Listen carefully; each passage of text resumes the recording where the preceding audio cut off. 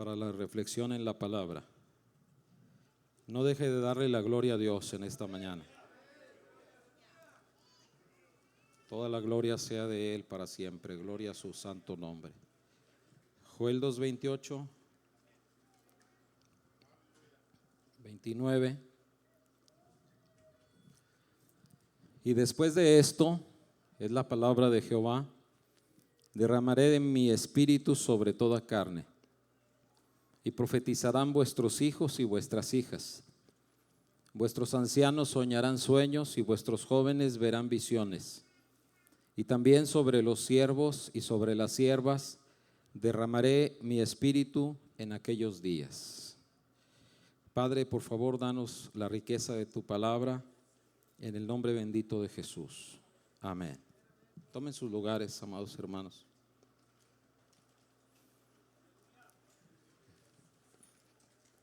Hay un principio fundamental de interpretación bíblica que se llama el principio de la revelación progresiva. ¿Cómo se llama? Principio de la revelación progresiva.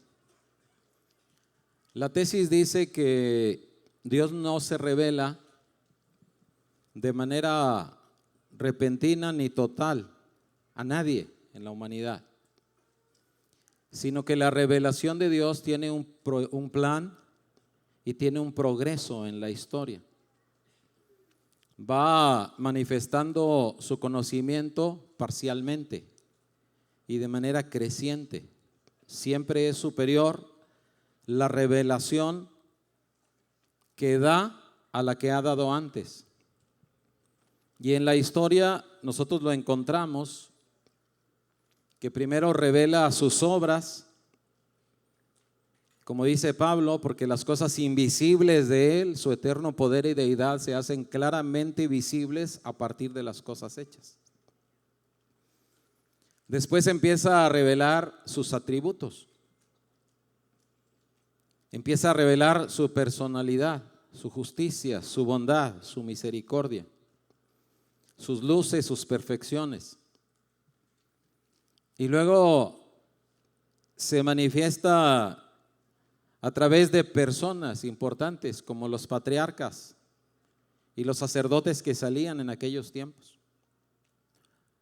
Después viene otra revelación superior en el tiempo de los reyes y los profetas. Y mucha gente se quedó impactada por el movimiento profético, por ejemplo, de los tiempos de Elías y Eliseo, que le pareció que en la historia no iba a haber mayor gloria que esa.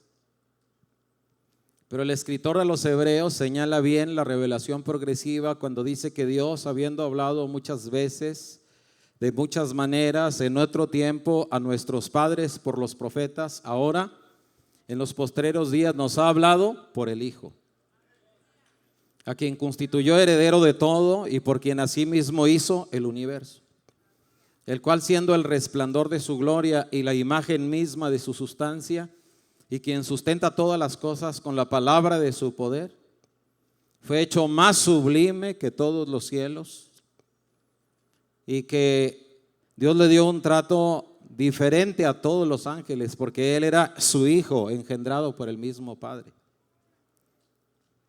Y dice Juan, a Dios nadie le vio jamás. El unigénito Hijo que está en el seno del Padre, Él le ha dado a conocer. Principio de revelación progresiva. La ley por medio de Moisés fue dada, pero la gracia y la verdad, superiores a la ley, vinieron por medio de Jesucristo. El principio de la revelación progresiva nos dice que la revelación de Dios se va dando crecientemente en la historia. Cuando nosotros encontramos la palabra profética del derramamiento del Espíritu Santo que trajo Joel, también aquí en la narrativa, sobre todo de Lucas, se nota el principio de la revelación progresiva.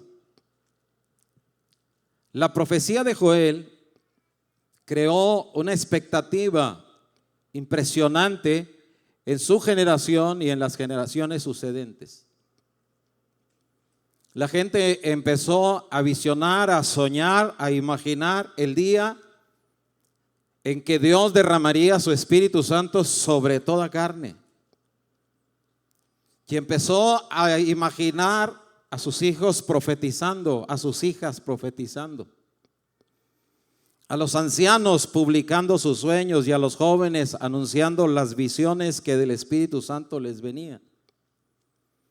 La profecía de Joel creó expectativa porque la palabra de Dios siempre tiene un propósito y siempre cumple aquel propósito para lo cual ha sido enviada y nunca vuelve vacía.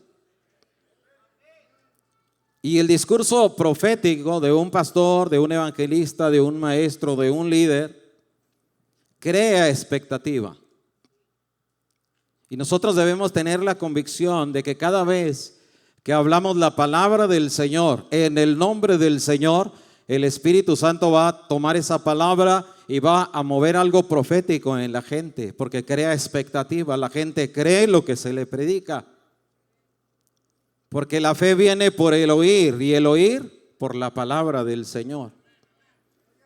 La palabra sale de la boca de Dios, pasa por el filtro profético, llega a través del instrumento del hombre o la mujer de Dios y entra por el oído y entonces procesa en la mente, en la conciencia y crea la fe en el alma y luego brota en una verdadera confesión de fe. De ahí es donde Pablo saca aquella palabra que dice que si confesares con tu boca que Jesús es el Señor y creyeres en tu corazón que Dios lo levantó de entre los muertos, serás salvo. Porque primero viene una obra interna de la palabra. Con el corazón se cree para justicia, pero con la boca se confiesa para salvación.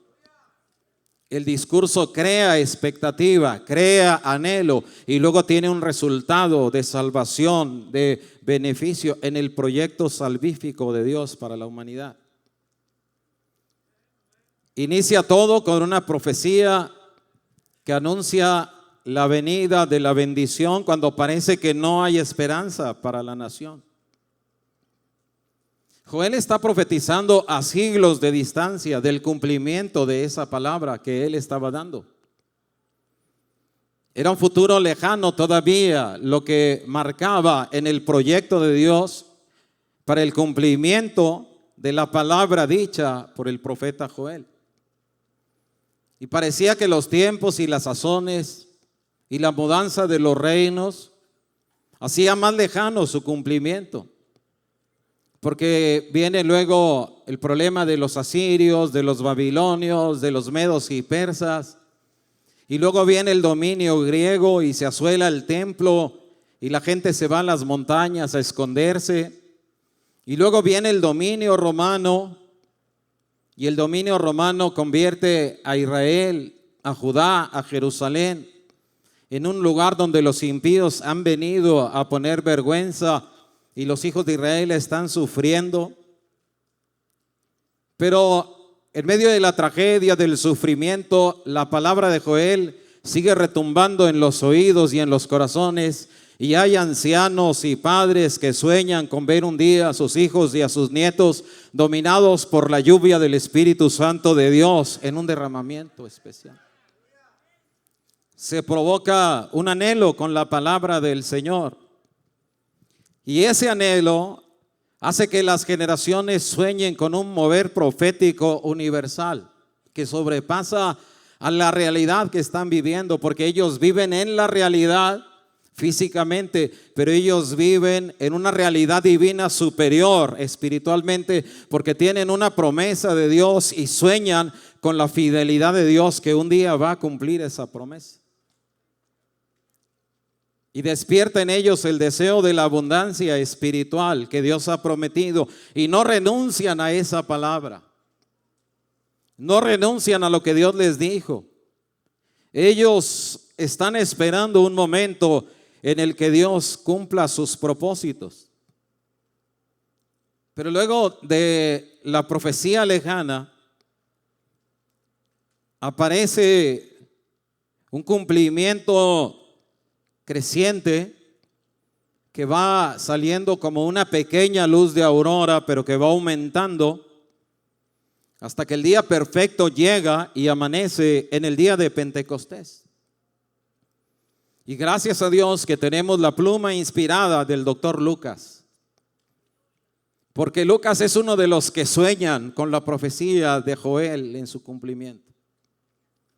Y es el único escritor del Nuevo Testamento sobre Pablo, sobre Pedro y sobre cualquier otro de los escritores, que es el escritor del Espíritu Santo, el investigador de la línea del Espíritu Santo, de la unción de Isaías 61 que se cumple en la persona de Cristo, y de la profecía de Joel 2 que se cumple en el libro de los Hechos capítulo 2, el día del Pentecostés, en los discípulos del Señor Jesucristo.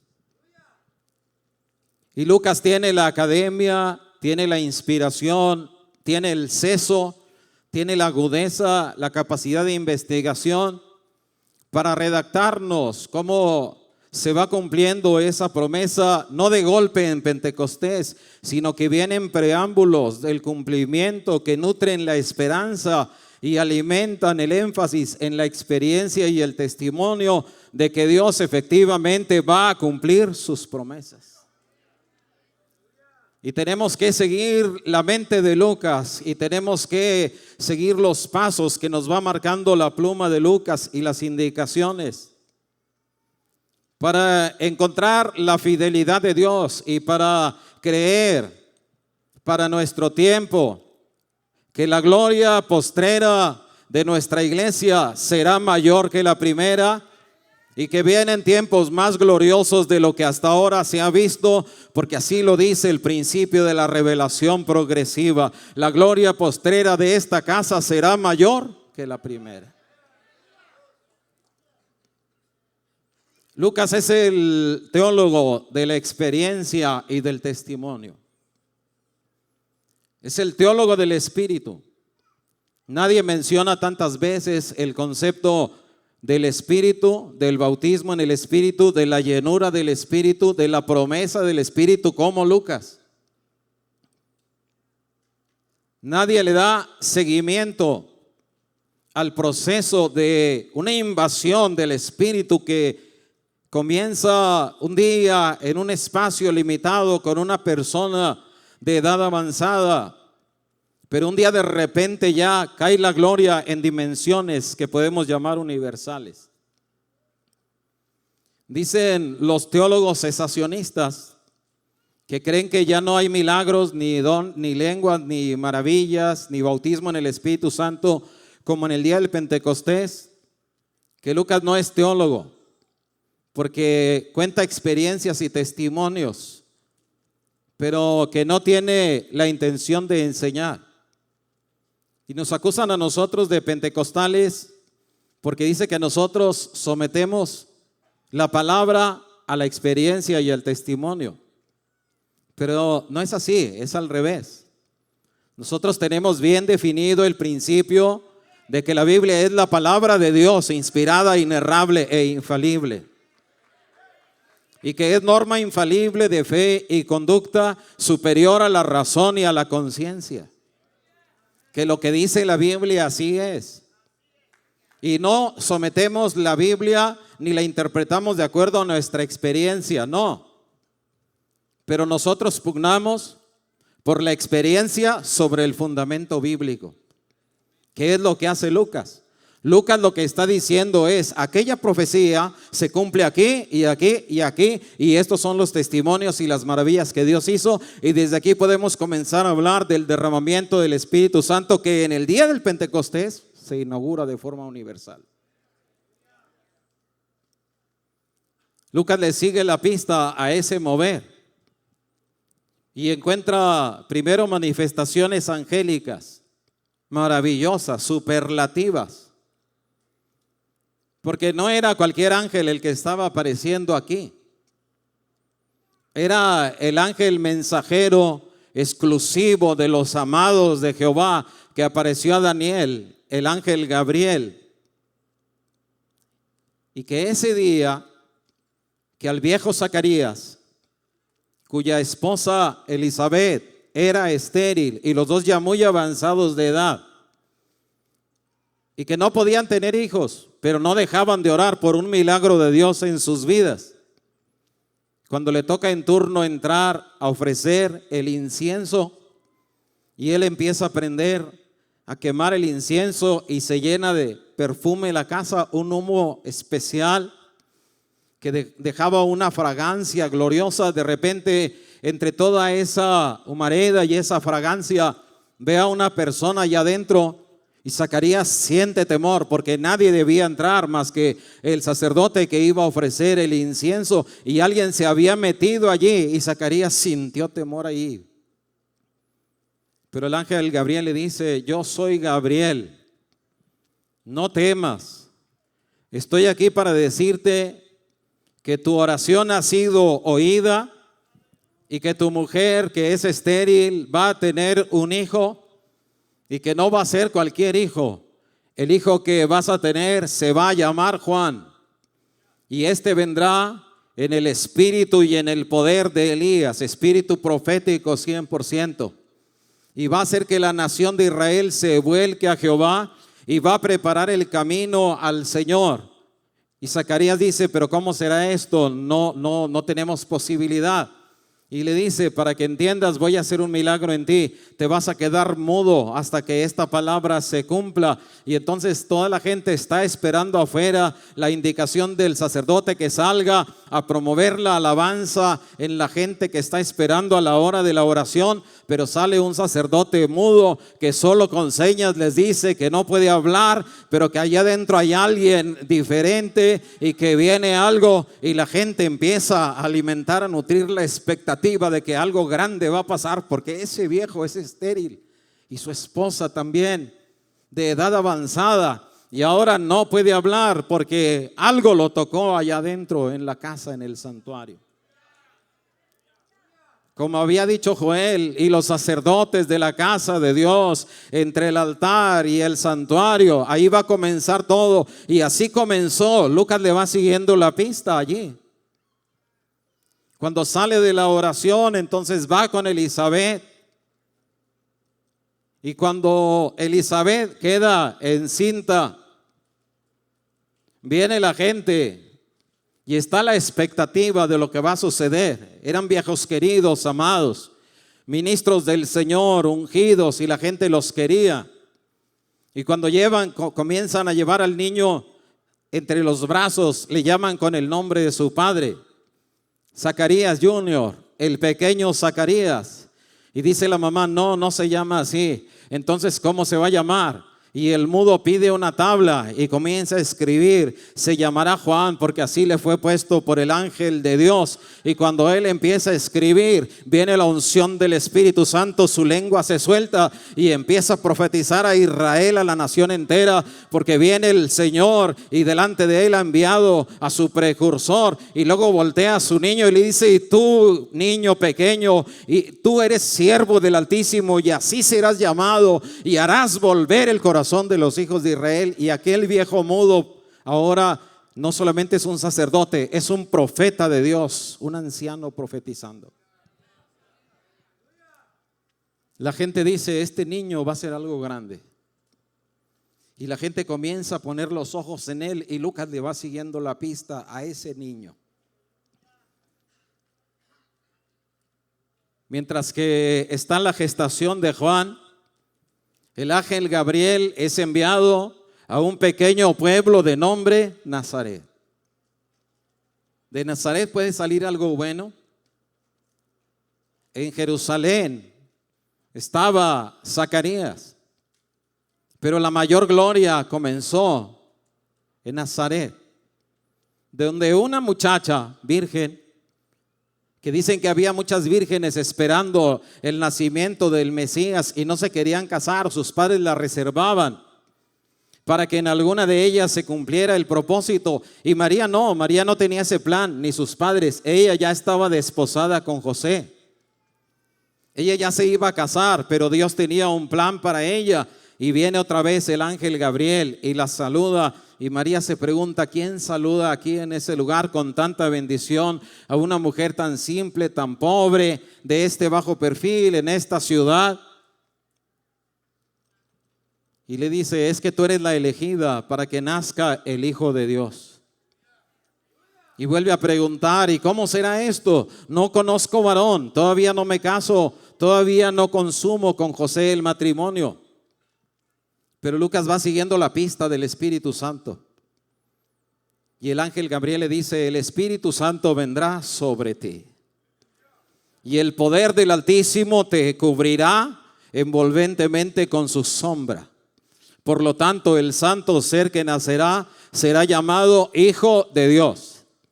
Y si no crees, vete a la casa de tu prima Elizabeth, porque la que llamaban estéril tiene 6 meses de embarazo, para que ahí se alimente tu fe. Y Lucas va siguiendo las pisadas. Y cuando María llega a la casa de Elizabeth, saluda desde afuera: salud, salve. Y entonces Elizabeth dice: ¿qué voz es esta? Qué privilegio, el discernimiento del Espíritu Santo sobre la vida de aquella anciana, antes estéril, ahora embarazada, pero con un discernimiento del Espíritu, porque estaban ya el preámbulo del derramamiento del Espíritu Santo. Y dice: qué honor que la madre de mi Señor venga. Nadie sabía lo que María traía, pero Elizabeth sintió el toque y lo dice: ¿y cómo supiste? Porque apenas saludaste y la criatura saltó en mi vientre e identificó al Señor que traes ahí.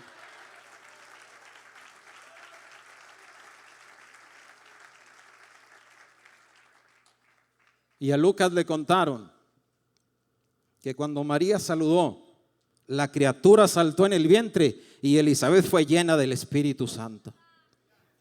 Y el ángel había dicho que ese niño sería lleno del Espíritu Santo. ¿Desde dónde? Desde el vientre de su madre. José, como era justo y no quería infamarla, quiso dejarla secretamente, pero otra vez vienen ángeles y se le aparecen en sueños. Sueños, visiones, profecías, revelación. Lo que dijo Joel estaba empezando a nacer como la luz de la aurora, que va en aumento hasta que el día es perfecto.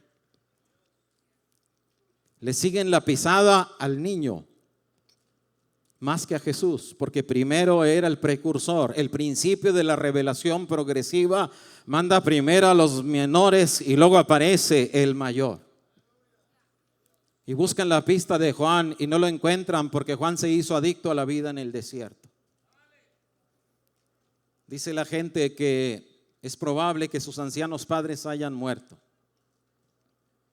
y que a Juan le vino una sobredosis de angustia y de depresión, porque lo criaron como abuelos más que como hijos y lo llenaban de cariño, era el lugar de su refugio. Tenía oficio sacerdotal por linaje, por prosapia, pero él no quería estar en el templo ni en su casa y se refugió en los desiertos.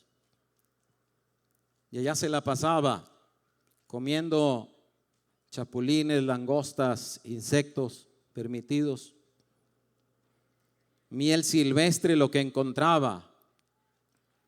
Dicen que allá encontró una comunidad anacoreta por Qumran.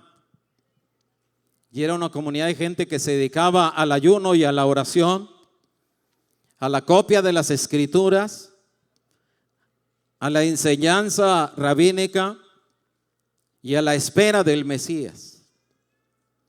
Y Juan empezó a recibir las enseñanzas de esa comunidad allá en las cuevas del desierto. Y la palabra le fue nutriendo el alma y el espíritu. Y un día Juan tuvo la convicción de que debía venir al Jordán en el desierto a predicar la venida del Señor, porque él era el mensajero profetizado por Isaías, que prepararía el camino del Señor, como los precursores llegaban a anunciar a las ciudades la venida de los reyes y venían a pavimentar todo y venían a bajar los montes y a levantar los valles para emparejar, para que el rey pasara sin tropiezo por ahí. Y entonces viene Juan con la convicción de la llenura de la palabra que había recibido, Luego el llamamiento y la unción del Espíritu Santo que lo llenó desde el vientre de su madre.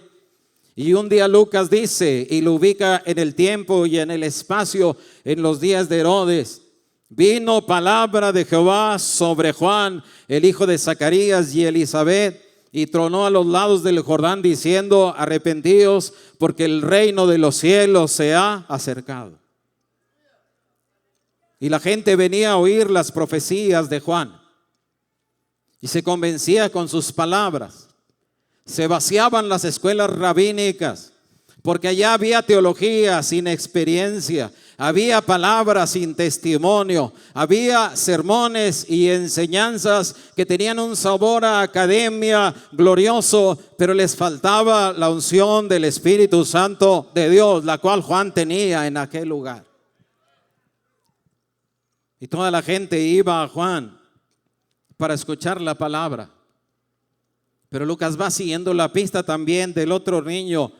Y cuando van a presentar al niño José y María, Juan va siguiendo la pista ahora de Simeón, un hombre de Dios, un varón piadoso, que Juan dice que Lucas dice que el Espíritu Santo estaba sobre él. Y que había recibido un mensaje de Dios, una revelación del Espíritu Santo, que le dijo que él no se iba a morir hasta que viera con sus ojos de la carne físicos al ungido del Señor, al Cristo, al Mesías. Y que ese día de la presentación, dice Lucas, movido por el Espíritu.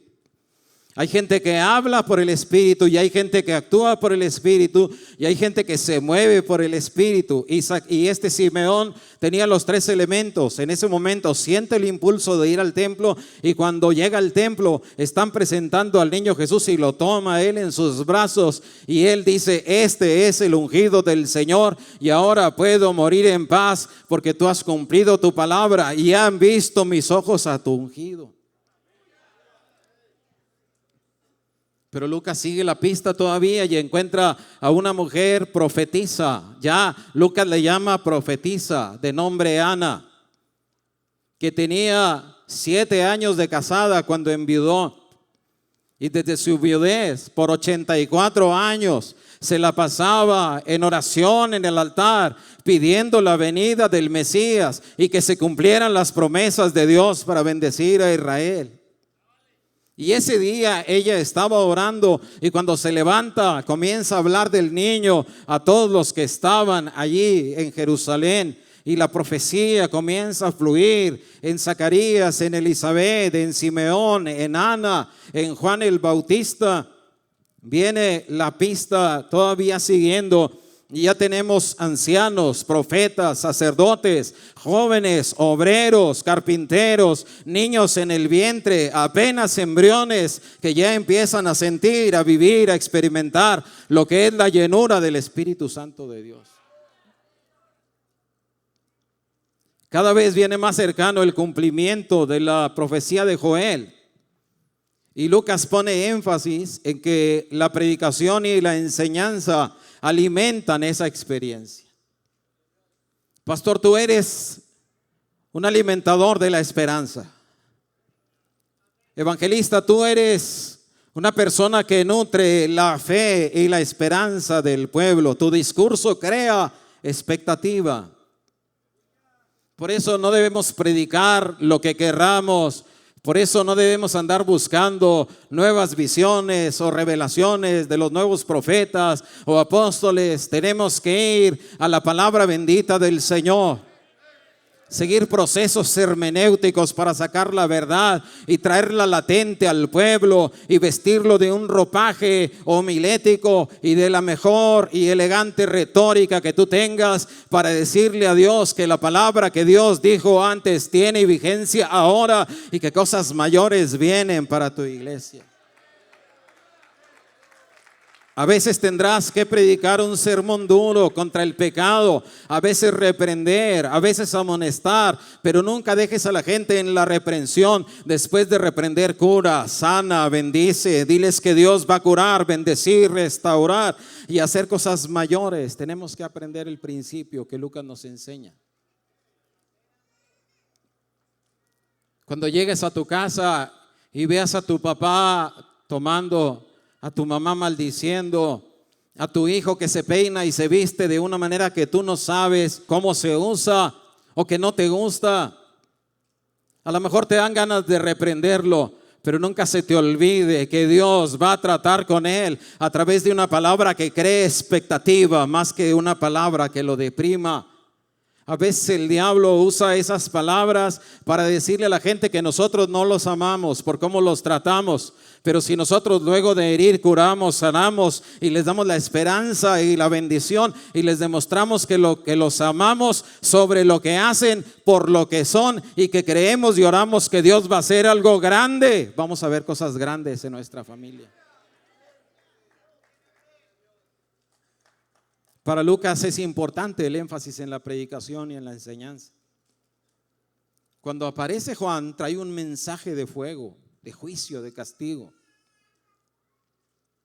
El hacha está puesta sobre la raíz de los árboles. Si ustedes creen que son hijos de Abraham, yo les digo que Dios puede levantar hijos de Abraham aún de estas piedras. Pero su mensaje terminaba diciendo: pero esto no es todo. Yo los bautizo en agua para arrepentimiento, pero detrás de mí, ¿dónde viene? La revelación progresiva está cerquita ya. Detrás de mí viene uno que es más poderoso que yo, que es más grande que yo, que no soy ni siquiera digno de agacharme y desatar la correa de sus calzados. Cuando llegaban los patrones, los dueños de las haciendas, después de recorrer sus campos, con las sandalias llenas de polvo y con el sudor y el polvo creando lodo en sus pies, en los dedos, en los talones, llegaba el dueño y se sentaba a la mesa, e inmediatamente el siervo tenía que acercarse, desatar la correa de su calzado y traer agua y perfume para lavarle los pies a su señor. Dice Juan, ni de eso soy digno yo, porque la gente veía a Juan magnífico, era el predicador del momento, atraía policías, líderes, gobernantes, líderes espirituales, los teólogos y académicos iban a oír a Juan. Y dice Juan, yo no soy digno de desatar la correa de su calzado. Y dice, y cuando Él venga, Él los bautizará con Espíritu Santo y fuego. Pero viene detrás de Él. Y ahora Juan empieza a crear un discurso, el derramamiento de Joel. Lucas le sigue la pista y toma la terminología de bautismo de Juan, porque bautismo significa ¿qué? Sumergirse.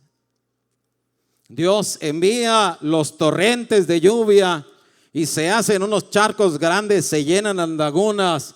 Estaba Juan en el río del Jordán, que era un río caudaloso, y allí la gente iba a bautizarse y se sumergía en el Jordán hasta que toda su fisonomía quedaba cubierta completamente por el agua, y entonces quedaban sumergidos. Y dice, cuando venga el que viene detrás de mí, los va a sumergir a todos ustedes, pero ya no en agua como yo físicamente, sino los va a hacer ser sumergidos en el bautismo del Espíritu Santo y fuego. Y se va creando la expectativa. Ahora ya no solamente es esperar la lluvia, viene la lluvia de Dios, pero ahora es sumergirte en el poder del Espíritu Santo, en el fuego del Espíritu Santo. Ahora no solamente es beber lo que cae, es meterte hasta que el agua te haya bebido y consumido a ti. Se habla de bautismo con el Espíritu Santo y bautismo en el Espíritu Santo. ¿Cuál es la diferencia?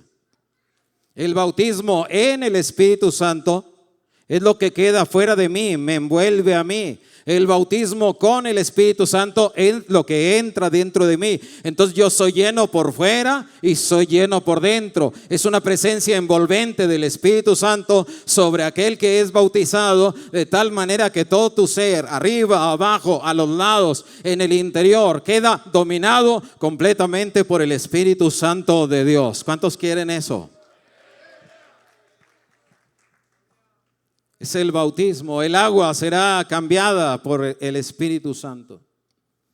Y dice Juan, está tan cerca que ya viene tras de mí. ¿Y dónde viene Juan? En cualquier momento va a aparecer, porque en la revelación progresiva hay un tiempo de Dios para que Cristo vaya caminando, y hay un tiempo de Dios para que Cristo sea una persona común y corriente. Pero hay un tiempo de Dios en el que el Mesías comience a manifestar la gloria y el esplendor del ungido de Jehová. Y un día, cuando Juan está bautizando, en la fila aparece ahí una persona que Juan empieza a ponerse inquieto y nervioso y dice: yo no lo voy a bautizar, yo no puedo bautizarlo. Y cuando llega a Cristo le dice Juan: yo no te debo bautizar, tú me debes bautizar a mí. Yo no soy digno, tú eres el digno. Yo me someto, tú bautízame. Tú eres limpio, yo soy pecador. Y le dice Cristo: déjate de romanticismo, Juan, venimos a cumplir la voluntad de Dios. Ahora conviene que cumplamos toda justicia. No se trata de que seas el mayor o el menor, se trata de que en la dimensión que tienes cumplas el propósito de Dios para lo cual te ha ungido.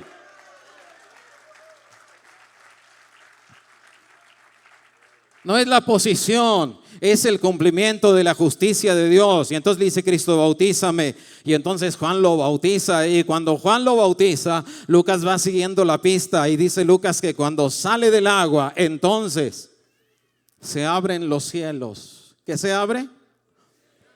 Y desciende el Espíritu Santo en forma corporal como de paloma, y posa sobre él, el que ha sido bautizado, y se oye una voz que dice: este es mi Hijo amado, en él tengo plena complacencia.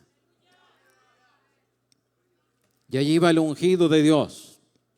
Es el futuro cercano, inminente, viene detrás de mí. Y la predicación de Juan redescubre el sueño de la gente, alimenta la fe, vigoriza la palabra de Dios, aumenta el anhelo de la bendición. La palabra de Dios es viva y eficaz, es más cortante que toda espada de dos filos, que penetra hasta partir el alma y el espíritu y las coyunturas y los tuétanos, y discierne los pensamientos y las intenciones del corazón, y parte la incredulidad e inserta en la médula del ser humano una fe y crea una expectativa para que la gente desee y anhele la bendición suprema del Espíritu Santo de Dios sobre sus vidas. Pero Juan le va siguiendo la pista. Y en la revelación progresiva hay que dejar un poco atrás a los menores para seguir a los mayores. Y ahora Juan apunta a la doctrina de Cristo, a la persona del Mesías, que cuando aparece en Israel y saca el rollo del libro, el Espíritu Santo lo guía a la profecía de Isaías. Él es Jehová, el Señor está sobre mí, porque me ungió Jehová y me ha enviado a predicar buenas nuevas a los abatidos, a vendar a los quebrantados de corazón, a publicar libertad a los cautivos y a los presos la apertura de la cárcel. Es una unción divina sobre el Mesías para mensaje discursivo y para proceso de restauración. En la multidimensión de la unción del Espíritu, la palabra sana, y hay procesos de curación como vendar a los quebrantados de corazón. Y el énfasis está en los milagros y en las maravillas. Y cuando el Mesías les dice: esta palabra hoy se ha cumplido ante vuestros ojos, los teólogos comienzan a decir: médico, cúrate a ti mismo, porque de tantas cosas que hemos oído y de milagros que hiciste en Capernaum, hazlos también aquí en tu tierra. A ver, hazlos aquí, queremos ver. Pero la unción del Espíritu Santo no se revela en el tiempo de los hombres ni en el deseo de los hombres. Y Cristo tiene esa conciencia. Dice Cristo: había muchas viudas en Israel cuando Dios mandó a Elías a Sarepta de Sidón con aquella viuda. Había muchos leprosos en Israel cuando Dios mandó a que Eliseo ministrar a Naamán. Es decir, en la dimensión profética del Espíritu Santo sobre su pueblo, no profetizamos cuando queremos, no suceden milagros cuando queremos. Nosotros no dominamos, no controlamos, no encauzamos al Espíritu Santo. Más bien somos envueltos, dominados y encauzados por el Espíritu. El Espíritu no es instrumento de nosotros, nosotros somos instrumentos del Espíritu, y en Cristo queda bien claro eso. No voy a hacer milagros porque ustedes me pidan, no va a suceder aquí lo que ustedes quieran. Las cosas van a suceder en el tiempo que tengan que suceder en el programa de Dios. Pero se crea la expectativa. Cuando ya Jesús resucita y va a ascender al cielo, delega la gran comisión, que para nosotros la gran comisión es el mandamiento. Jesús dice: he aquí que hay en cuanto a nuestra tarea. Pero Jesús dice: he aquí, yo enviaré la promesa de mi Padre sobre vosotros. Pero quedaos vosotros en la ciudad de Jerusalén. ¿Hasta cuándo? Hasta que seáis investidos de poder desde lo alto. O sea que ni la gran comisión, que es la tarea de las tareas, se debe realizar sin que el pueblo sea investido de poder desde lo alto. Pero ahora Lucas va siguiendo la pista: derramamiento, bautismo, y ahora Lucas lo identifica en la pista como promesa en la boca de nuestro Señor y Salvador y Maestro. Y Cristo se compromete a enviar la promesa del Padre, que es el bautismo, la llenura o la promesa del Espíritu Santo sobre la iglesia, y ordena que la gran comisión se cumpla bajo la soberanía del Espíritu Santo y con la investidura de poder del Espíritu Santo. Y la expectativa ahora aumenta con la enseñanza de Cristo, porque los discípulos con los que lo siguen, que eran como 120 que se reúnen con ellos, se reúnen en una casa, en una parte de aposento que le llaman el aposento alto. De allí están ellos con dos propósitos: primero, fortalecerse unos a otros, pero segundo, esperar pacientemente la promesa del Padre. Cuando inicia el libro de los Hechos, dice Lucas que estando juntos, Jesús les mandó que no se fueran de Jerusalén, sino que esperasen la promesa del Padre, la cual les dijo Jesús: oísteis de mí. Jesús estaba en la línea de la profecía de Joel.